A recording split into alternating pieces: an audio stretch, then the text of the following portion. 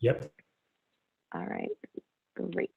And just make sure I got the controls for them. Okay, so thank you for that intro. So again, I'm Alex Mugge, I'm a Director and Deputy Chief Health Informatics Officer at CMS.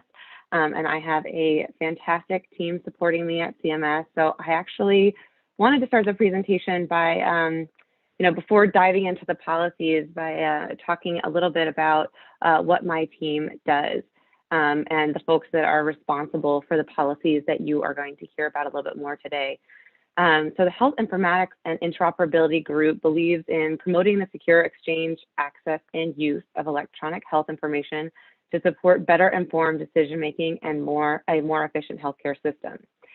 We envision a secure, connected healthcare system that empowers patients and their providers to access and use electronic health information to make better informed and more efficient decisions. We are a team that is very passionate about data exchange and the value that it can bring to all aspects of healthcare. So if you want improved quality of care, there's an interoperability use case for that, and we really believe that. If you want price transparency, there's an interoperability use case for that too. So we are very passionate. We believe that interoperability is a critical function in healthcare and is going to be the future of healthcare. But what does that mean in practical terms? In practical terms, that means that we oversee the interoperability and health IT efforts at CMS. We work across the many programs and stakeholders that CMS regulates. And we use that enterprise view that we have to identify opportunities and to work with our partners to drive interoperability. So if you have any idea of the breadth and scope that of the stakeholders that CMS regulates, you can really understand what that means for interoperability. We really can connect with so many stakeholders, and we really try to use the programs and the policy levers that we have to engage stakeholders in interoperability and data exchange. So we also work with our other federal partners like Steve at ONC to advance interoperability policy and strategy. And we use those relationships to try to find ways that we can increase efficiencies by collaborating across agencies and across those programs. So it's a great body of work. Again, we really believe this is the future of healthcare, and that's why we think this is just so critically important. So much has happened in the last 5 years, leading this drive to interoperability, and the use of application programming interfaces or APIs in healthcare has certainly accelerated the interoperability discussion. The CMS and ONC interoperability rules played a huge part in that drive and have really stirred up the conversation in the last few years. So this slide is really just a list of the policies from the CMS interoperability rules. Or rule, I should say.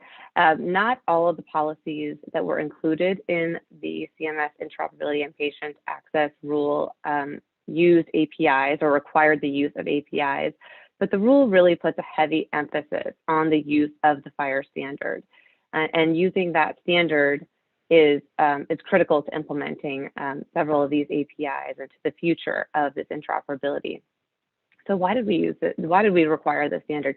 So using a standard imposes a consistent representation of data, even if the data is sourced from different origination points.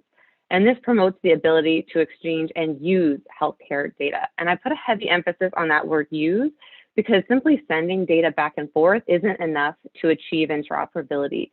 The data must arrive in a format that can be used by a recipient and essentially turned from that data to information, usable information that would allow patients and providers and caregivers in healthcare to take that information and make sense of it and use it for their decision making. FHIR as a standard is specifically designed to support this kind of information sharing.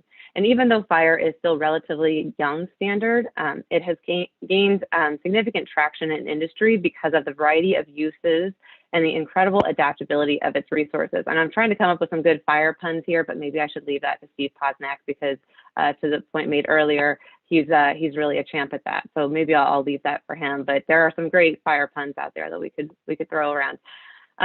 So we at CMS and in partnership with our colleagues at ONC have been really looking at FHIR as an opportunity to align on this single open source standard that is adaptable to the many programs and the many needs that we have in healthcare. As I mentioned, the work that my team does across CMS programs has a huge scope and works with many different stakeholders, and FHIR is adaptable to all of those programs and all the needs that we have there, and is continuing to evolve, and that is why it is such a useful standard in this space.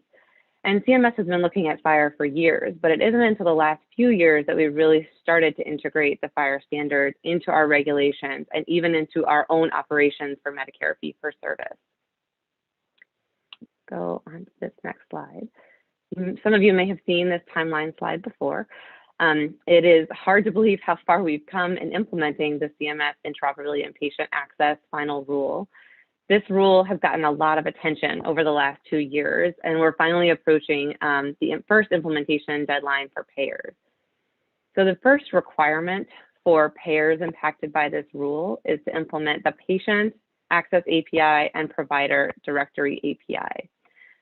These policies were originally scheduled to be required by January 1, 2021, but given the COVID public health emergency, we did announce, at the time that we finalized the rule, we announced a 6-month enforcement discretion and stated that we would not enforce these policies until July 1st of 2021, which is now exactly 1 week away. Actually, I looked at the calendar today and was shocked to see that we have 1 week left before these requirements are in place. So this is the first time, this July 1st deadline is the first policy, the first time that CMS is really regulating the use of interoperability standards for payers. And when I say payers, we are talking about the Medicare Advantage organizations, Medicaid and CHIP fee-for-service, as well as Medicaid and CHIP managed care, and the qualified health plans on the federally facilitated exchanges. So it's quite a few payers. And while we know that this does not cover all payers, and then by extension, this does not cover all patients, we believe this is a significant step towards encouraging payers and their large parent organizations in the use of FHIR-based APIs for data exchange and interoperability. So while these policies themselves may not require those parent organizations, those larger payers, to roll out these policies to all of their lines of business, we would certainly hope that payers will choose to roll out these APIs to all of their lines of business and not just the ones that are impacted by these regulations and the ones that I just listed above. So I'm spending a lot of time talking about how this is the first time that we're regulating payers, and you may be asking why this is so important. And this rule really represents a shift away from our historic focus on only the interoperability of EHRs and their use by clinicians and hospitals. You know, historically, CMS and ONC and federal programs have spent a significant amount of effort on EHR use and in supporting interoperability. But this is the first time that we're going to include interoperability for payers. And that really brings a whole nother stakeholder into this interoperability field. This really helps to engage the payers in the world of data exchange and moving data with a patient, as opposed to accumulating that data in silos. Payers have so much data on their patients. They have contracted relationships with patients for 1 to many years, and the amount of data they can accumulate is extremely valuable to patients. So keeping that data in a silo just no longer makes sense, particularly when we have the technology available to share that data so easily. So we're really optimistic about the July 1 implementations and the rollout of these APIs for patients, because we believe this is the first step for those payers to take the data they've been accumulating and really make use of that for improvement, not just in their own operations, but for patients at large and patients on the whole in the healthcare industry. The next deadline that you see on the screen and where you are with the UR here, the next deadline following that is also a deadline for payers, and that is on January 1, 2022, and that is the deadline to initiate the payer-to-payer data exchange. And as the title of this presentation implies, this is where we're going to focus for the next couple of slides. So let's go to that next slide. So to describe the payer-to-payer policy, I'm going to quote directly from the rule itself. So we believe patients should have the ability to move from payer to payer, provider to provider, and have both their clinical and administrative information travel with them throughout their journey. So this policy really gets at our goal of getting data flowing and encouraging industry to explore ways for patients to bring their data with them as they navigate their healthcare journey. So when you think about what that means to you personally, if you are a patient, we're all patients, to be clear. Everyone will need healthcare services at some point in their life. So I will speak of myself as a patient, knowing that I will be changing health plans in January. It's really comforting to me to know that my data will flow with me. And I hope that you feel the same, knowing that your data flows with you and you'll continue to have access to that data regardless of where your healthcare journey takes you. So many of us may have let a few appointments lapse during the COVID public health crisis or a public health emergency. You may not have gone to your annual physical, and coming up soon, you may decide that it's time for you to go and see that clinician. And if you've forgotten when that appointment is, I bet your payer knows. They have a claim for the last time that you went in for an annual physical.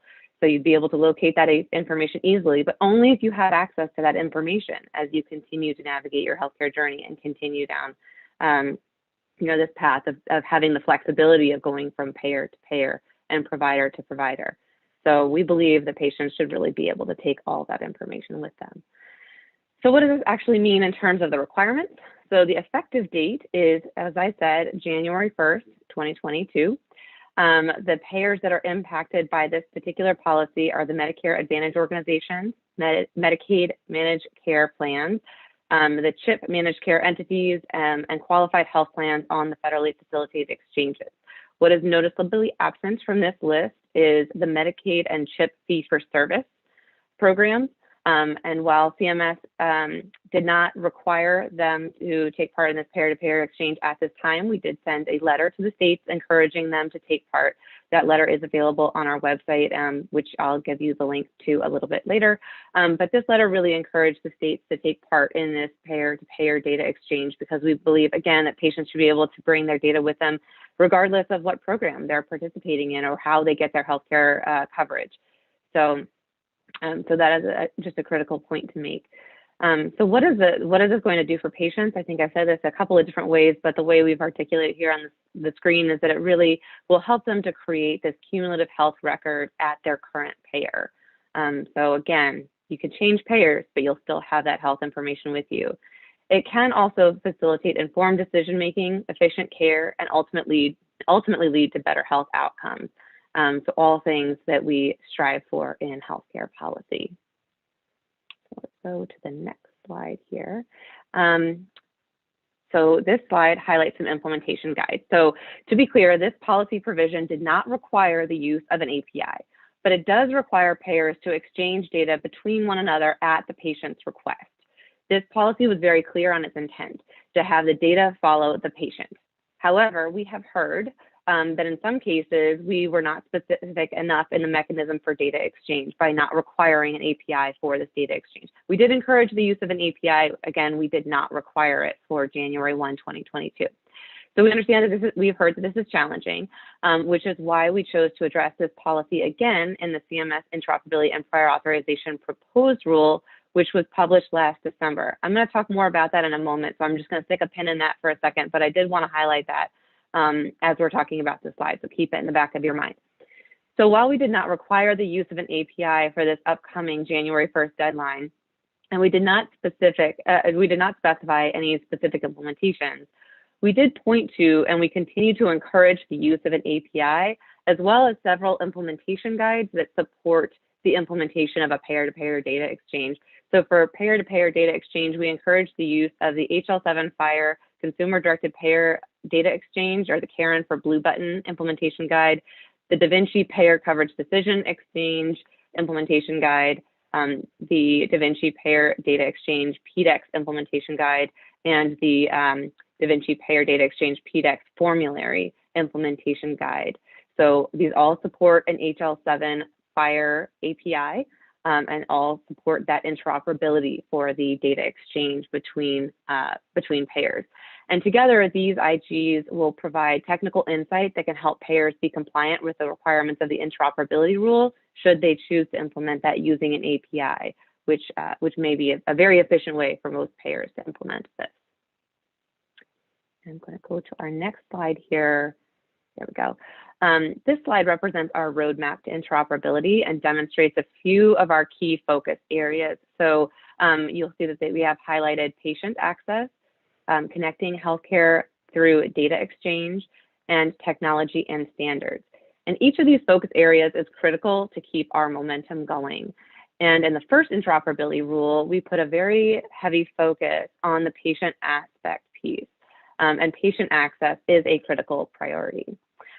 But to truly get to healthcare data exchange and get to a point that it can benefit patients with better outcomes, and to truly achieve that interoperability that we so need in our healthcare system, we also have to ensure that data is flowing to more than just the patient. We have to ensure that all providers, payers, caregivers, and others have access to the data to help them make the best care decisions for their patients. So as I mentioned on the last slide, back in December, we released the second interoperability rule, the CMS Interoperability and Prior Authorization Proposed Rule. This proposed rule takes our journey beyond patient access and puts a heavy focus on the broader challenges of healthcare data exchange. The proposed rule expanded the policies of the first CMS interoperability rule, and it introduced new provisions that would expand the use of application programming interfaces, or APIs, as well as streamline the prior authorization process for CMS regulated payers. More specifically, this proposed rule really built upon the policies for the payer-to-payer data exchange by proposing to require the exchange happen through a FHIR-based API. And specifically using the implementation guides that we covered on that last slide.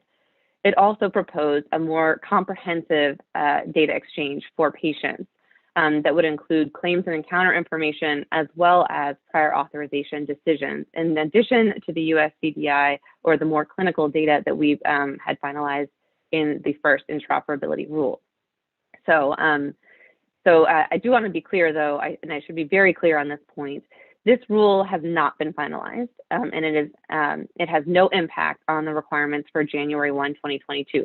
So those of you implementing the deadlines for January 1, 2022, please remember that only the requirements of the first interoperability rules apply at this point in time. The other rule is still a proposed rule and has not been finalized. So let's go. I think to this. This is my last slide before sharing some resources with you. So I just wanted to put up this slide to have a little discussion of what's next. So CMS will continue to build on our roadmap and work to identify opportunities to drive interoperable data exchange. But we also believe the industry has a significant role to play to further the data exchange through innovation. So, apologies, I think I skipped over that slide. Okay, let's go back to it. So we believe the industry has a significant role to play here. People in general and patients in general have much higher expectations for technology in their daily lives than they did 10 years ago. For example, you don't go to a bank anymore. You do your banking on your phone. You don't call a restaurant to make a reservation or call a cab. You do everything from your phone using an API. So why wouldn't we have the same expectations in healthcare? We as patients are going to have those high expectations because we've gotten so used to them in the other aspects of our life. These rules that CMS and ONC have put out have helped to align industry on a common direction for the standards that will help that technology that will ultimately get healthcare to that same place that we see for banking and other conveniences that we have in our lives. But they really should be looked at as a floor or a baseline for what industry can do to support patients in this space. This is, if you haven't caught on to it, my call to action portion of my presentation, where we're really looking to you in industry to help take these rules and run with it. And, you know, while regulation is one way to keep the conversation going, we want to always ensure that regulation is acting as a catalyst for this innovation and is never stifling in industry advancement. So this is where industry really holds the key to drive change. And we need industry to step in and make those patient applications and services and meet the patient where they are and use this data, use this information to support patients with better patient care. So I'm going to leave you with that call to action, and I'll put up on the screen a slide that has some of our best resources for getting more information. So our website is available for you to take a look at the work that our team does and the policies of this rule. We've also recently posted a lengthy list of FAQs that's sorted by category, so it's a little bit easier to search. When I say lengthy, don't be intimidated. But that list of FAQs was posted about a month or so ago, and then we recently posted an update to include more FAQs on the payer-to-payer data exchange specifically. So I highly recommend that if folks have questions, they take a look at those FAQs specifically. And then if your question is not answered, or if you have further questions, you can always email us at the email address that is here on the screen. And I know I'm going to be here for questions for a few more minutes, but I strongly encourage folks who have additional questions or want to follow up separately to take a look at that email address, and we will follow up with you from there. So from that, we'll open it up to the Q&A portion of today's call. And thank you all for letting me join and letting me present to you here today. Yeah, thanks a lot, Alex. This is great to have you here again. I think there are a number of questions that we've gotten from the group. And Nolan, were you going to ask them, or should I go ahead and do that? Yeah, why don't you go, Ricky? You're talking on a roll here. So.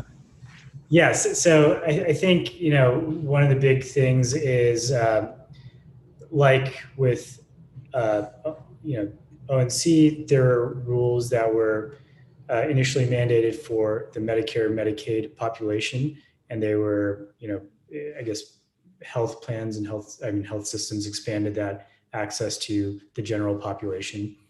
Do you think, or when will these patient access rules be applicable to all patients beyond the government managed care population? Yeah, so that's a super great question. And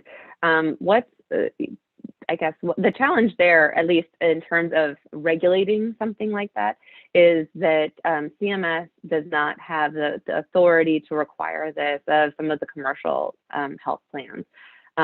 So in order to regulate the broader plans, it's a much bigger process that we just don't have the authority to do. So I think I touched on it at one point during the presentation, and I'll just really specifically say it again here.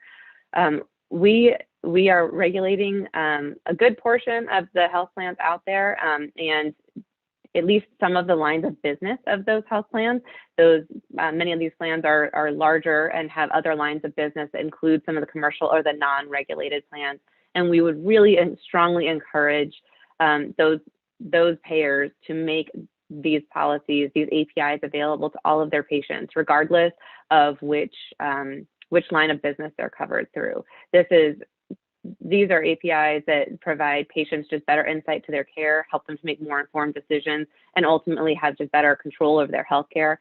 So it would be really beneficial not only to the patient, but to the payers to make the information available, because it allows their patients to take better care of themselves and ultimately, you know, hopefully improve health outcomes, which is a win-win for payers and patients alike. So yeah, we would strongly encourage folks to roll them out, but to the questioner's main point, you know, we cannot at this point require them. Yeah, thank you for that, Alex. Now, one other thing that is on the minds of many of the health plans is, you know, again, going back from the ONC side, a lot of the regulation dates for patient access for clinical data from providers were pushed, you know, months, you know, beyond what they were originally stated as. Is there any notion of that happening here with the CMS regulations for payers? And then how are you planning on enforcing, or maybe, you know, giving some sort of grace period to those plans that don't meet the deadline? Sure. So as I mentioned, we did provide the 6 months of enforcement discretion for the patient access and provider directory APIs, and those are required to be implemented by July 1st. We did not offer any sort of enforcement discretion for the payer-to-payer data exchange policy. We believe that January 1st is a realistic deadline, and so that is what we are sticking to at this point. In terms of the compliance portion of the question, you know, if I didn't make it clear enough, I think I probably said it like 10 times. So I'll I would try to think of different words, but the intent of these policies is really truly to ensure that patients have access to their information. It's not intended to penalize anyone. That is not our goal. Our goal is truly to work with the payers to ensure that they can meet these deadlines and make the information available to patients. So with that in mind, there is, of course, also a compliance aspect, as these are requirements. So we will be monitoring compliance coming July 1st and checking with the various health plans to ensure that their APIs are available and meeting the requirements of the rule. That said, if they are not, I understand, now it varies by program. So just to be clear, if you've got a Medicare Advantage plan versus a qualified health plan or a Medicaid state, it's going to be a different process depending on which program you participate. But the general idea is that if you are not in compliance, you will need to work with that program on a compliance plan, a plan to come into compliance over some period of time. I'm sure that the elements of those plans will vary, and the consequences of not meeting those plans will also vary by program. But we really are intending to work with payers to ensure that they ultimately reach compliance and that patients have the data that they so deserve. Terrific. Thanks, Alexandra. There's a question that just came in, which I've actually heard a couple times in the market, so I'd be interested in your feedback on this one. It's that if plans opt to send data in digital formats for this payer-to-payer regulation, if they opt to send data in digital formats that are proprietary or overly complicated, which creates some burden on the receiving plan, are the receiving plans able to push back? Are there any other provisions that kick in? Anything sort of in that direction? Yes, so you only have to receive, or you only have to accept the data if you're able to accept it, and you only have to send the data on in the format that it was received. So we're not asking for payers to receive data in the forms of, proprietary forms or even paper forms, PDFs or emails or faxes or any of those things. We're not going to ask you to convert that to another format and send it forward. You only have to receive the data and send it forward in that form and format. If you're unable to receive the data from another payer because they are doing something that I don't remember the words you used to describe it, but overly complex or proprietary format, I would imagine that would be, impossible for a payer to receive and would need to request the data in a different format. So ideally you would not say, we're not taking this patient data, but would work with the other payer to get it in a different format and make it available. Got it. That makes sense. And maybe building on that question, I guess this would be asking you to speculate a little bit, perhaps, but do you have any sense of what percentage of payers you foresee using the same FHIR API infrastructure for payer-to-payer that they've used for patient access? So that I would actually love to have that answer myself. I don't have an idea or a guess, but we do believe that that's probably the simplest way for the payers, if you're already implementing the patient access API, is to perpetuate that same form of data exchange for payer to payer. So I would anticipate, just from a logical sense, that would make sense, but I don't have a number. If anyone out there is doing that investigation, we would be very interested to hear your feedback, what you find out. So. Terrific. This other question here, it's a little loaded here, so there's you can take this probably in a couple different directions. Generally, the healthcare industry avoids providing access to data, really wherever or whenever possible. And so the question is how, I think, by the way, there's a clear acknowledgement that all of the tremendous work you guys are doing is to push beyond that perception.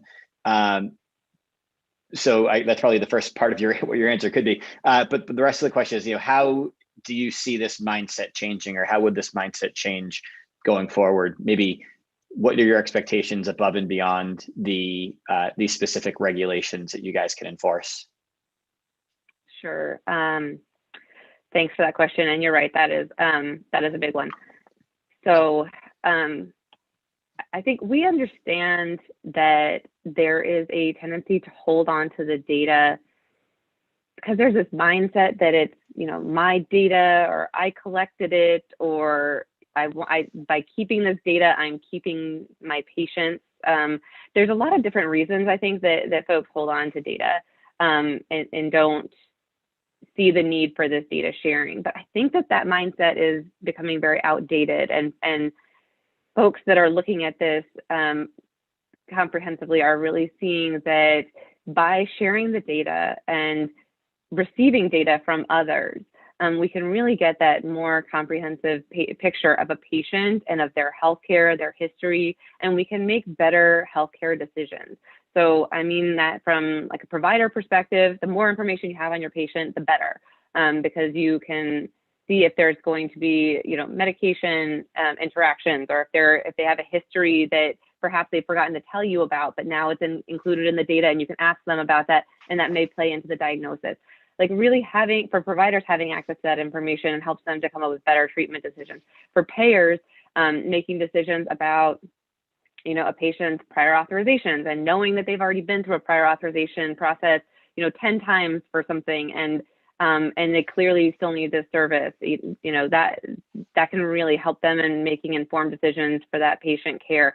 So really, I think the more future idea is, instead of limiting the flow of information, we need to embrace it and find ways that getting access to that information and sharing that information with others can improve patient health and health care, and can lead to better outcomes, which will ultimately save everyone money and probably a lot of time and effort as well. So I think the mindset just overall needs to change. That's not something that a regulation is going to do. We can't require folks to have a different mindset, but they really, I think in looking at the future of healthcare, you either embrace it now or it will probably ultimately be forced upon you later. So really looking at the overall good of the patient. And then I'm sure, with Steve speaking next, he can mention some of the, information blocking work that ONC has done. I mean, in that context, they've really said there is no tolerance for blocking information flow, at least, electronically, and where requested. So there is work to be done, but there is certain things that's just going to be a change in the culture of healthcare, and knowing that we have to be positioned to exchange information and realize the value of exchanging that information, and interoperability is the future. And so hopefully everyone will get on board. Yeah, really, really well said. I think that line of you can't mandate a change of mindset, or you can't mandate a change of culture, but you can mandate things to influence both of those. And you guys are certainly doing a lot of that. So thank you for that. A couple other questions that have just come in. So one is there a CMS recommended or approved API registry that we need to register our APIs with? No, there is not. We do not require anyone to register their APIs. There are various services out there that folks are welcome to look into, but it's not a requirement, and we wouldn't be picking one. Terrific. And I'll do a quick shameless plug just for the work that we're doing here at OneUp Health, especially as it relates to payer. We are, very active in the market, trying to work with all of the health plans, those who are using us and those who are not using us, to build a peer-to-payer API registry and really bring this regulation to life for the marketplace. If a patient needs their data from 5 years back, we'll have to follow the breadcrumbs here. If a patient needs their data from 5 years back from a different payer, however, that data is sent to the new payer using PDFs, will it need to be presented in third-party apps as a PDF document? So I would encourage you all to take a look at the FAQs, because this is a point that certainly has come up several times, and I don't want to misstate anything here. But like I previously stated, we are not requiring that the data be perpetuated, perpetuated in a different format, I should say. So while the goal is to make the data available to the patients, we're not requiring payers to, if they receive a data in a PDF, to translate that into another format. So but again, take a look at the FAQs, because we do talk a bit more about that. And if it doesn't answer the exact question or scenario that someone's facing, you can certainly submit the email to our inbox. Okay, terrific. Our friend Jocelyn Keegan, who's speaking a little later on, I don't know if it was a question, but a plug here, which I'll read for the audience, which is that she says that we'd love to hear more about who's reusing too. This is going back to who's reusing the patient access API for payer to payer. They're doing a lot of work to try to aggregate that. And she's saying rightfully that especially with the pended rule, we think the strategic decision is to reuse the patient access API for payer to payer and for provider payer workflows. So davincipmo@pocp.com is an email address there if you'd like to weigh in directly to Jocelyn, and she'll speak later on today. We do have a couple minutes left, Alexandra. Just give a shout out to Jocelyn and the work that they do. They have a lot of excellent work and resources. So I agree with her there, and it sounds like we both are interested in getting the same information. Thanks. Okay, great. We have a couple minutes left, and Alexandra, thank you for for sitting on the firing line here. I guess picking up the bad puns, but is there a question on as it relates to patient access? Is there an enforcement penalty if a health plan has loaded some but not all of their data, so they're halfway home by a week from today? Sure. Yeah, that goes along with the compliance discussion. So just again to state, it's not our goal to penalize anybody, but to work with you to make sure that the data is available. If you've got the patient access API in place, but it doesn't have all the data available, certainly we'd like to see you come into compliance and get the full scope of data integrated. But we would the program that you're working with will work with you to come up with that compliance plan or timeline and take it from there. So hopefully that answers the question for the inquirer. Yeah, definitely. I'm going to double back to a question we asked earlier because it feels like a clarification point has come in, and this is asking. Harkening back to the question where someone asked if the data that they receive from another health plan is of proprietary or overcomplicated formats, what are their options? You gave a terrific answer that they're not required to use it. They're required to house it, and they can work proactively with the other health plan to bring in data that they can use should they want that. So the follow-up here is, what recourse does a plan have if another health plan is continually sending bad data or incorrect data or quote unquote substandard data? Right. So we don't address that specifically in the rule in terms of how the plans would work together in that regard. I guess I will say, as the receiving plan, you are not to be held responsible for the quality of data that you're receiving. So we understand that a patient may say this information is wrong, and you as the new health plan receiving that old data is not responsible for updating or ensuring the accuracy of that data. So that just gets back to the quality portion of this follow-up question. But if you're continuing to have problems with payers, I guess we'd like to hear about it to know if there's something that we can help to address with that. But because it's not something that we specifically regulated in terms of, again, that interaction between the two, it's not really something that I can speak to at this point. But certainly let us know your experiences. I mean, the more we hear from folks and the more that we receive in our inbox, the better informed we are about, future policies and how to address these things or what FAQs might be needed or helpful. So do let us know. Yeah, there does seem to be that sort of boogeyman mindset out there of what am I going to receive, and so it'll be interesting to watch it happen. Maybe just one or two last questions here. Are there industry efforts you're aware of around how a payer organization will authenticate / verify the identity of other payers? So some type of organizational trust framework, centralized authority, anything that you guys are involved with or a part of? I know that those conversations are absolutely happening, and we've certainly heard parts of them, but we are not part of a discussion or looking at that for any, particular policy decisions on our end. So that's going to be an industry-led effort, and is certainly ongoing. So I think you've got some other great speakers today who might be able to speak to that some and might have some ideas, because I know that they are participating, and be curious what they have to say. But again, it's not something that we're deeply involved in regulating or participating in. Okay, terrific. That was a whole lineup of really great questions and answers. So thank you for participating in that. We have 2 minutes left here. Any final plugs, Alexandra, maybe for again, just to revisit some of the links you have here, some of the resources available, and then you can stop the screen share and we can wrap up.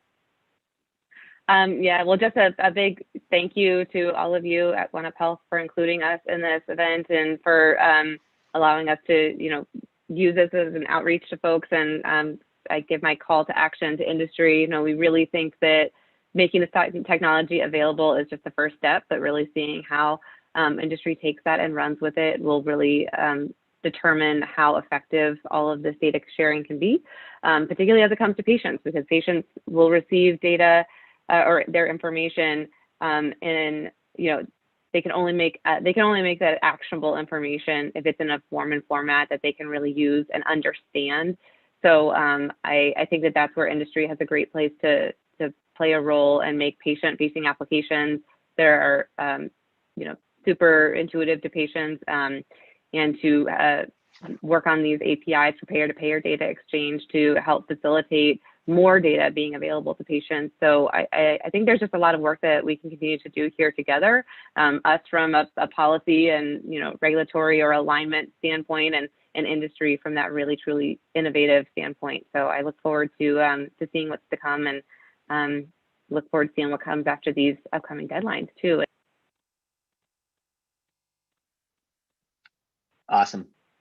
Well, thank you again from everyone at OneUp, and please give a big thanks to you and all your colleagues and the peers that you work with in the industry. You guys have brought us to a pretty important moment in history here. So thank you for that. Thanks for the time today, and we'll talk again soon. Okay.